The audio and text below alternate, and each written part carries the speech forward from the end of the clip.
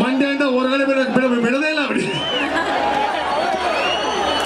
ಒಂದೇನಂದ್ರೆ ಮೊದಲನೇದಾಗಿ ರೈತರ ದಿನಾಚರಣೆಯ ಶುಭಾಶಯಗಳು.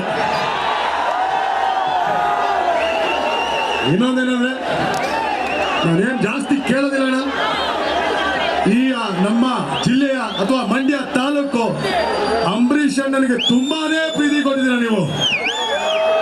ನಮ್ಮ ತಾಯಿಗೂ ಅಷ್ಟೇ ಪ್ರೀತಿ ಕೊಟ್ಟಿದ್ದೀರಾ, ಇಲ್ಲಿವರೆಗೂ ನನ್ನ ಬೆಳೆಸ್ಕೊಂಡು ಬಂದಿದ್ದೀರಾ. ನಾನು ನಿಮ್ಗೆ ಒಂದು ಪ್ರಶ್ನೆ ಕೇಳ್ತೀನಿ, ನನಗೋಸ್ಕರ ಅಂತಲ್ಲ, ನಮಗೋಸ್ಕರ ಅಂತಲ್ಲ, ಚಿತ್ರರಂಗಕ್ಕೋಸ್ಕರ, ಕನ್ನಡಕ್ಕೋಸ್ಕರ 29ನೇ ತಾರೀಕು ಯಾವ ಪಿಕ್ಚರ್ ಬರುತ್ತೆ?